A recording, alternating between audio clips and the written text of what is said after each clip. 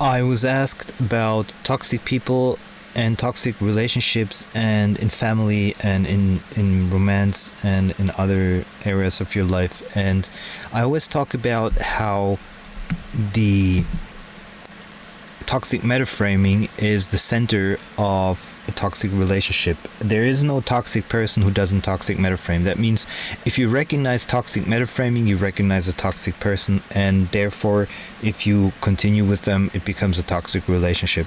That's a guaranteed. And there's only 3 ways to deal with toxic metaframers. Toxic metaframers, either you over-toxic metaframe them, which is from a lot of victims the natural response. So you have the perpetrator-victim dynamic. A lot of times the reaction is like, you're stupid, or you're even stupider. This is, for example, what the Tates do between each other. But it's in effect a toxic relationship. Then you have the second part, which is you reflect to them what you're doing is toxic. This toxic metaframing is not okay.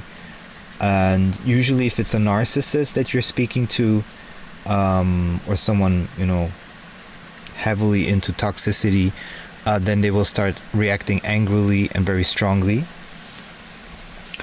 And the third option, which is my preferred option in most cases, is complete physical disconnect. You're never going to fix the person. They have to make their own growth. They have to realize their own realizations. You have to give them the space to grow, and for that you need to completely disconnect from them. And if they grow, they will eventually come back to you, and that is also allowing the process, and that has to do with self-love. Self-love, your desire for a harmonious relationship, for a harmonious environment, and that can only happen if you disconnect and you go your own way. You find your own harmony, your own space. And because I was asked, if you're a man and you have the stigmatization of not having children, becoming older, and you're steeped into some tradition, Jewish or otherwise religious, then people might say horrible how he has no children and he doesn't continue the lineage and all of this stuff. And depending on what these toxic metaframes are, you might want to completely disconnect from the family.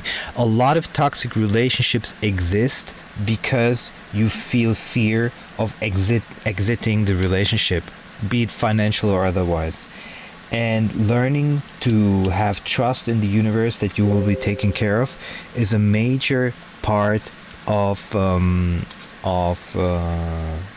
your self-empowerment and coming into strength, and allowing the universe to give you strength, and releasing yourself to allow yourself to come into better harmony with your surrounding. So that is my biggest advice. If you recognize toxic metaframing, you reflect it to the person gets even more angry, you can try maybe one more time, and if you feel it keeps repeating, just exit the connection completely. And if you can't, look at your fears and see if you can let go of those fears.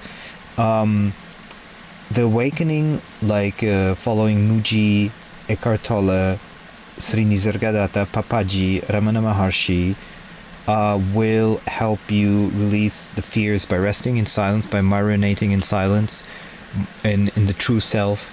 You will start to release fears, and that will make it easier to escape those disharmonious relationships. So that's the biggest advice I can give.